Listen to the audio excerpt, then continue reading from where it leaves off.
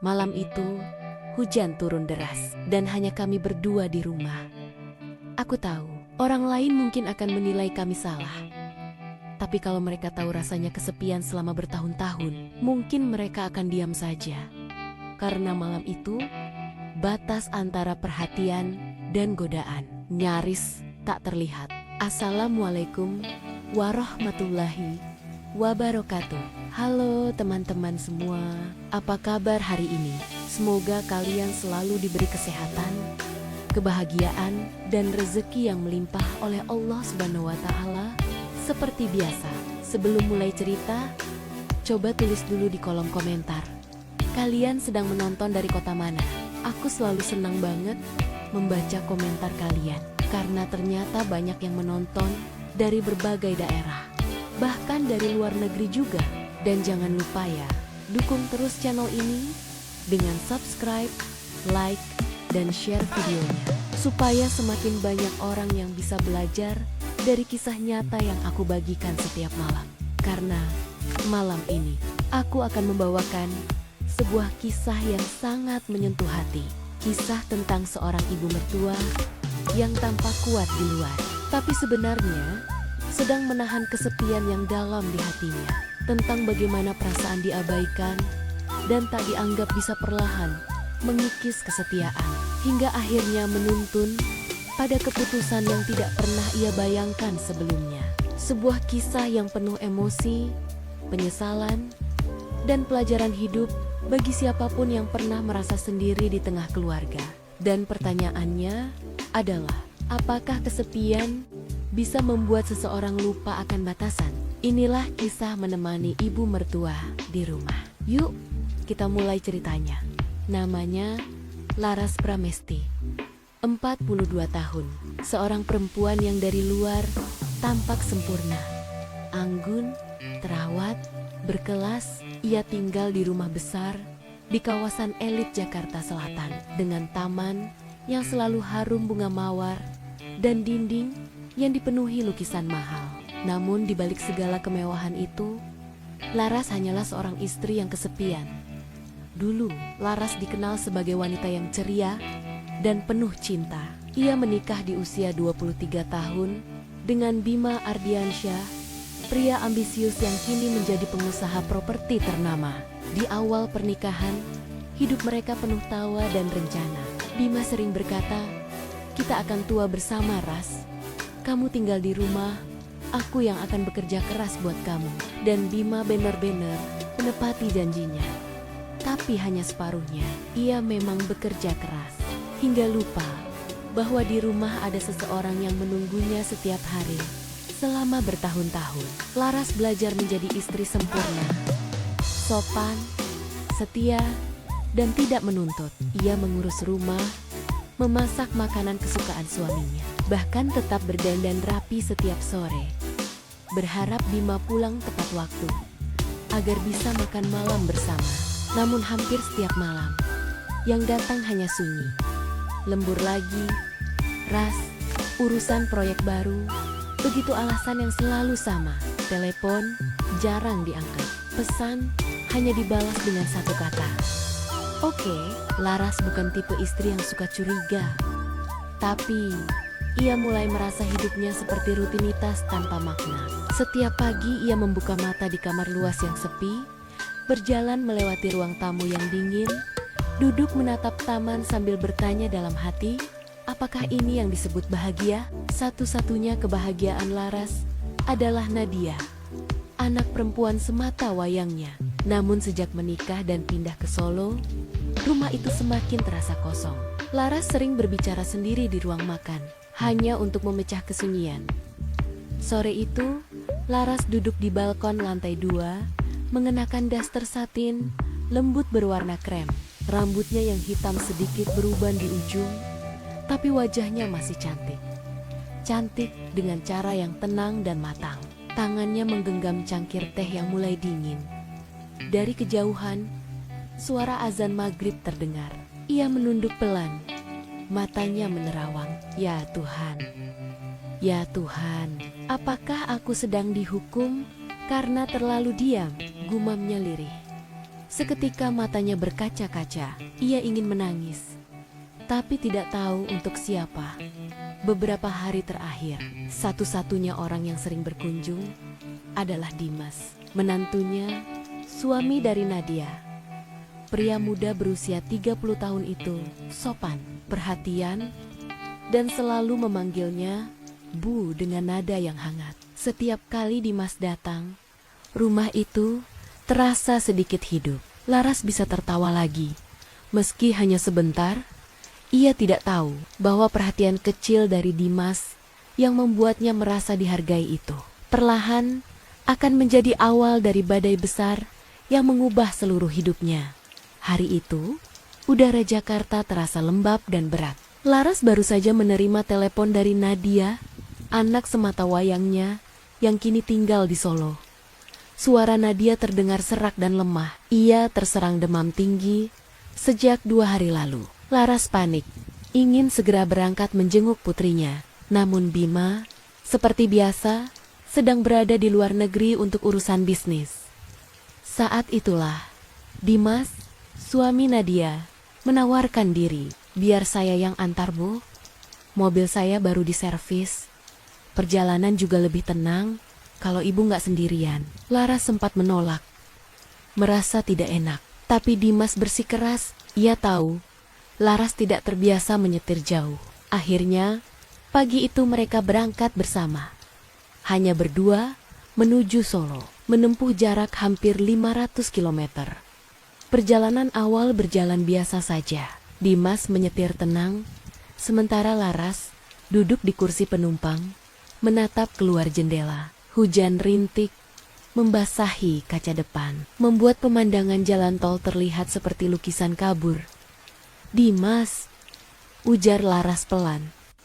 Kamu gak capek kerja terus? Nadia sering cerita, kamu suka pulang larut juga. Dimas tersenyum tipis. Capek sih, Bu, tapi beda ya. Kadang kerja itu bukan karena ambisi, tapi supaya gak banyak mikir. Laras menatapnya sejenak, merasakan ada sesuatu di balik kalimat itu. Maksudnya, Dimas menarik napas panjang. Saya dan Nadia akhir-akhir ini sering gak sejalan, Bu. Kadang saya merasa dia jauh. Bahkan kalau kami serumah, kata-kata itu menggantung di udara. Laras menunduk. Di dalam hatinya, ia tahu perasaan itu terlalu baik. Kesepian, dingin, tidak dipahami. Hening menyelimuti mobil selama beberapa menit. Hanya suara wiper yang bergerak perlahan di kaca depan menghapus sisa hujan. Mereka berhenti di rest area untuk makan siang. Laras sempat tertawa kecil ketika Dimas memesan 2 gelas teh panas dan soto ayam favorit. Nadia, kamu masih ingat selera anakku? Ujarnya lembut. Ya, Bu, saya masih ingat semuanya. Laras tidak tahu kenapa kalimat itu terasa dalam, seperti menyentuh sesuatu yang seharusnya tidak disentuh. Menjelang malam, mereka kembali melanjutkan perjalanan. Jalanan mulai sepi. Kabut turun perlahan dari perbukitan, menutupi pandangan. Di tengah perjalanan pulang dari Solo, saat melewati jalur sepi di daerah Ngawi, suara keras terdengar. Duh, mobil oleng ke kanan. Dimas segera menepi. Bannya pecah, Bu. Harus diganti. Hujan mulai turun deras. Lampu jalan remang. Tak ada bengkel terdekat. Mereka mencoba menelepon bantuan, tapi sinyal hilang. Udara semakin dingin, hujan semakin lebat.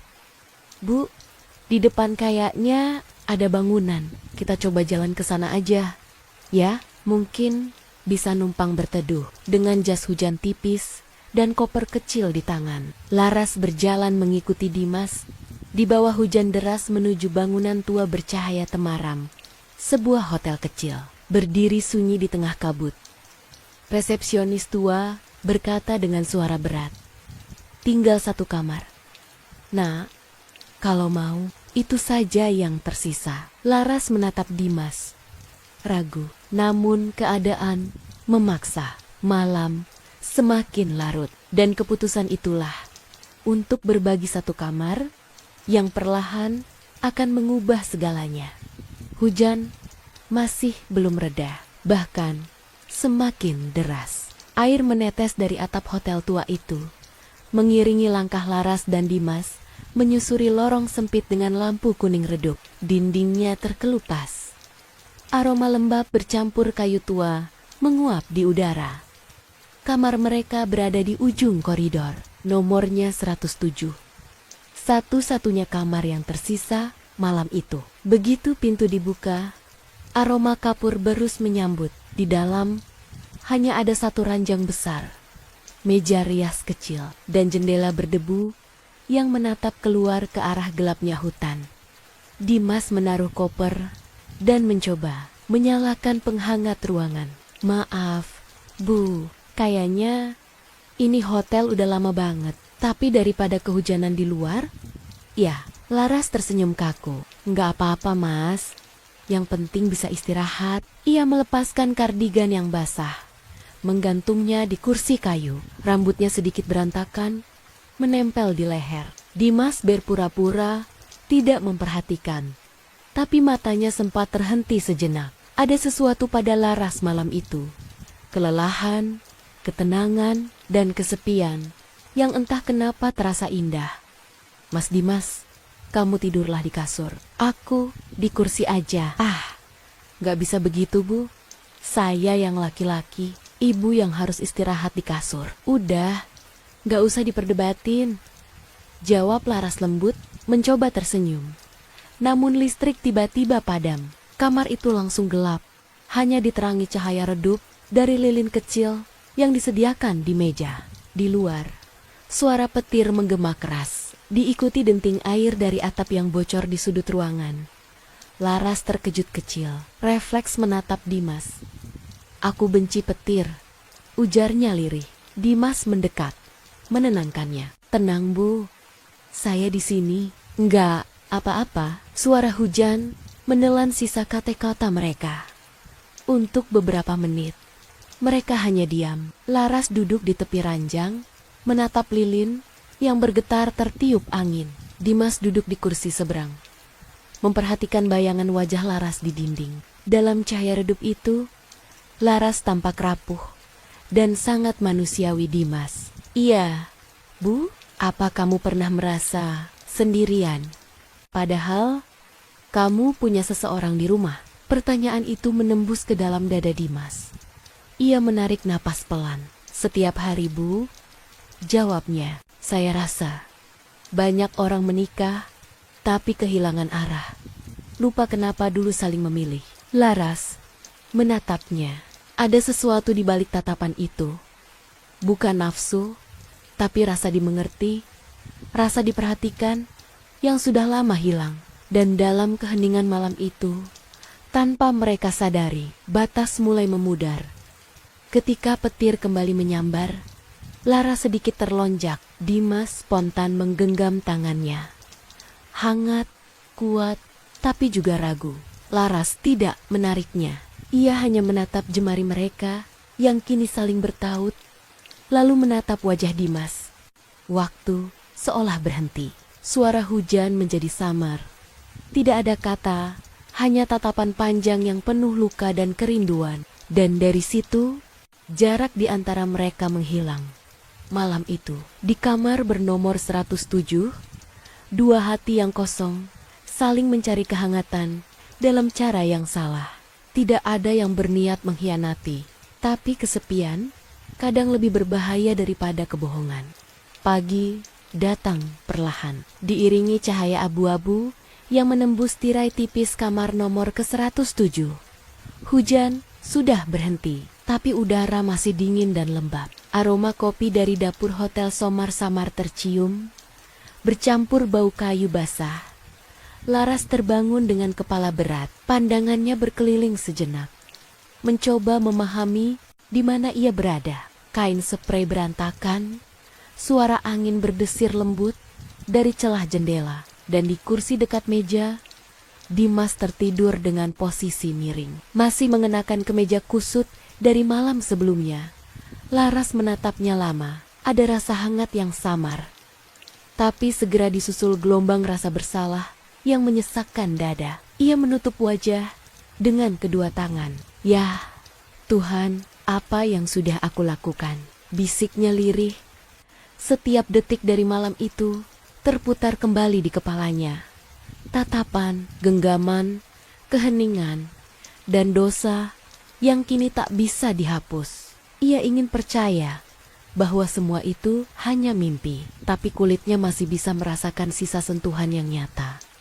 Dimas mulai terbangun. Ia menatap Laras pelan, seolah mencari kata-kata, tapi tidak ada yang cukup baik untuk diucapkan. "Bu," Laras memotong cepat. Suaranya bergetar. "Jangan panggil aku begitu. Setidaknya tidak sekarang." Keheningan kembali memenuhi kamar. Di luar, burung-burung mulai bersuara. Ironis, dunia tetap berjalan, seolah tak terjadi apa-apa. Sementara, dua manusia di dalam kamar itu merasa hidupnya runtuh dalam semalam. Laras beranjak ke meja untuk mengambil tasnya. Saat itulah ia melihat ponsel Dimas yang tergeletak di sana. Layar menyala, menampilkan pesan masuk. Refleks, ia menatap nama pengirimnya, membuat jantungnya berhenti sejenak. "Nadia." Tangan Laras gemetar. Ia tahu, ia seharusnya tidak membaca. Tapi dorongan hati lebih kuat dari logika. Ia menyentuh layar itu. Satu pesan terbuka, hanya beberapa kalimat, tapi cukup untuk menghancurkan seluruh pertahanan batinnya. "Mas, aku tahu tentang papa dan perempuan itu. Aku cuma minta satu hal. Jangan biarkan mama merasa sendirian. Aku percaya sama kamu. Tolong jaga dia. Ya, jangan biarkan mama merasa nggak dicintai." Mata Laras membesar. Kata-kata itu seperti cambuk di hatinya. Ia menatap Dimas yang kini berdiri di belakangnya. Wajahnya pucat. "Dimas." Suaranya nyaris tak terdengar. "Nadia tahu, dia percaya padamu dan padaku." Dimas menunduk, tak bisa menatap matanya. "Aku nggak tahu harus ngomong apa, Bu. Aku nggak pernah niat. Tapi kita sudah melakukannya." Potong Laras cepat. "Kita sudah hianati orang yang paling percaya sama kita." Air mata mulai mengalir di pipi Laras. Ia memegang dada, seolah menahan sesak yang begitu dalam. "Anakku percaya padamu, dan aku malah merusak kepercayaannya dengan tanganku sendiri." Dimas hanya berdiri, tak berani mendekat. Tatapannya penuh penyesalan. "Saya janji, Bu, semua ini akan saya simpan. Nggak akan ada yang tahu. Saya rela dicaci. Asal ibu jangan hancur." Laras menggeleng pelan. "Tidak, Dimas. Kita berdua yang salah. Dan hukuman terburuk bukan dari orang lain, tapi dari hati kita sendiri." Mereka keluar dari hotel tanpa banyak bicara. Jalanan masih basah, mobil berdebu, dan langit kelabu menggantung di atas kepala mereka. Namun di hati Laras, badai baru saja dimulai. Badai penyesalan yang tidak akan pernah benar-benar reda. Sudah 2 minggu berlalu sejak malam itu di hotel tua di tengah hujan. Namun bagi Laras, waktu seperti berhenti di sana. Setiap kali ia menutup mata, bayangan malam itu kembali, tatapan Dimas, suara, hujan, dan rasa bersalah yang menempel di kulitnya seperti noda yang tak bisa hilang. Ia mencoba menjalani hari seperti biasa, bangun pagi, membuat sarapan, menata bunga di vas ruang makan, seolah semuanya baik-baik saja. Tapi setiap sudut rumah kini terasa berbeda, seolah dindingnya tahu rahasia yang ia sembunyikan.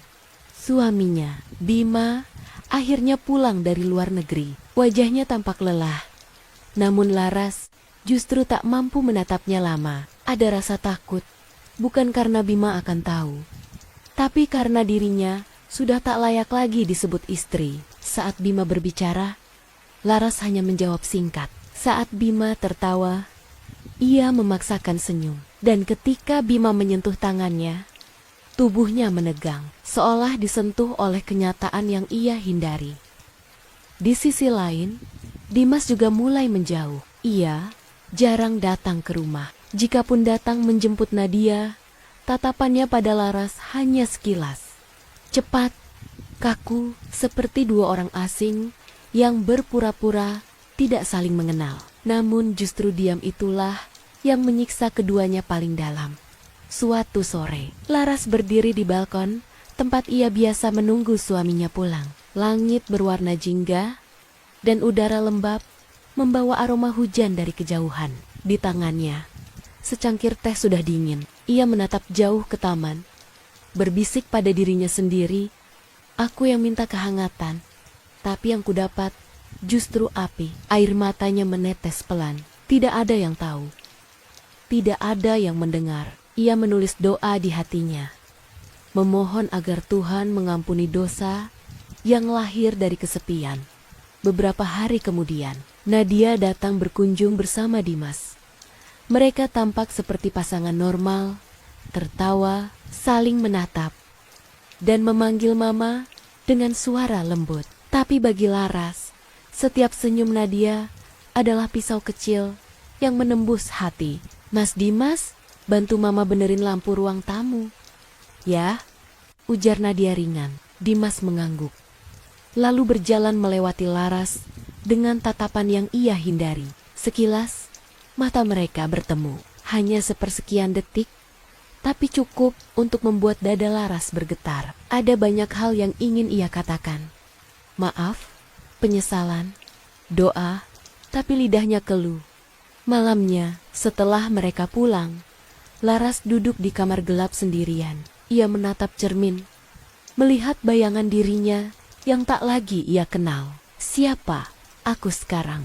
bisiknya pelan. Ibu yang mengkhianati anaknya sendiri. Ia ingin menebus semuanya. Tapi bagaimana caranya?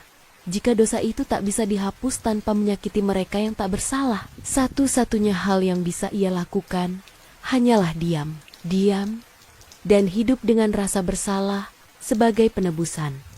Setiap kali Dimas muncul dalam pikirannya, Laras memejamkan mata kuat-kuat, berharap semuanya lenyap. Tapi rasa bersalah itu tak pernah pergi. Ia hidup di antara mereka, seperti bayangan yang mengikuti, meski lampu sudah padam. Dan sejak hari itu, Laras berhenti menunggu siapapun. Ia tak lagi menanti suaminya pulang, tak lagi berharap ada yang menemaninya di balkon, tak lagi mencari cinta di luar dirinya. Yang tersisa hanyalah doa, agar rahasia itu terkubur selamanya. Malam itu, Laras duduk sendirian di ruang tengah rumahnya. Lampu-lampu sudah dipadamkan, hanya tersisa cahaya redup dari lilin aroma lavender di atas meja. Di luar, angin bertiup pelan, menembus celah jendela, membuat tirai bergerak lembut, seperti napas yang panjang dan berat. Ia memegang sebuah bingkai foto, potret keluarganya dulu. Dirinya, Bima, dan Nadia masih kecil, tertawa di pantai. Tawa yang murni, yang dulu menjadi alasan hidupnya, kini terasa jauh, seakan milik orang lain. Di matanya, ada kelelahan yang tak bisa disembunyikan, tapi juga ada kesadaran bahwa tidak semua luka datang dari orang lain. Ada luka yang kita buat sendiri, karena kita membiarkan kesepian memimpin arah hidup kita. "Aku hanya ingin dicintai," gumamnya pelan. Tapi dalam mencari cinta, aku justru kehilangan diriku sendiri. Sejak kejadian malam itu, Laras tak pernah lagi benar-benar tenang. Ia berusaha menjadi istri yang lebih sabar, ibu yang lebih lembut, dan manusia yang lebih sadar. Tapi setiap kali menatap mata Nadia, hatinya bergetar. Ia ingin meminta maaf. Tapi bagaimana caranya? Jika kata maaf justru bisa menghancurkan hidup seseorang yang ia cintai. Dimas pun menepati janjinya. Ia menjaga jarak, berpura-pura tidak ada apa-apa, seolah malam itu tidak pernah terjadi. Namun Laras tahu, luka itu juga membekas di hati Dimas. Mereka berdua kini hidup dalam penjara sunyi yang sama. Penjara dari rasa bersalah yang tidak akan pernah dibuka kuncinya. Hari-hari berlalu, bulan berganti tahun. Bima tetap sibuk, tapi Laras tak lagi menuntut. Ia tidak lagi menunggu pintu terbuka di malam hari. Ia hanya ingin menebus kesalahan dengan menjadi versi terbaik dari dirinya, meski terlambat. Kadang, Tuhan tidak menghukum kita dengan bencana. Kadang, Ia hanya memberi kita kesadaran dan membiarkan kita hidup lama untuk menanggungnya. Dan itulah yang dirasakan Laras setiap kali ia menatap bayangan dirinya di cermin. Seorang perempuan yang pernah tergelincir, tapi memilih untuk berdiri lagi. Walau di atas luka yang tak akan sembuh, aku belajar satu hal. Katanya dalam hati, kesepian tidak membenarkan pengkhianatan. Karena cinta sejati bukan tentang siapa yang membuatmu hangat, tapi siapa yang tetap tinggal saat hidup terasa dingin. Ia menutup mata, menarik napas panjang, dan memadamkan lilin di meja. Kegelapan menelan ruangan, tapi kali ini Laras tidak merasa takut. Ia tahu malam tidak selamanya gelap. Selama hati masih mau bertobat, kamera imajiner perlahan menjauh. Laras duduk sendirian di ruang tamu, dikelilingi bayangan lembut cahaya bulan. Sebuah narasi terakhir terdengar. Lembut, namun tegas. Kesalahan terbesar bukanlah jatuh ke dalam dosa, tapi ketika kita berhenti belajar darinya. Jangan cari kehangatan di luar cinta yang telah Tuhan titipkan. Karena di balik setiap perselingkuhan, selalu ada hati yang hancur dan kepercayaan yang tak akan pernah kembali utuh.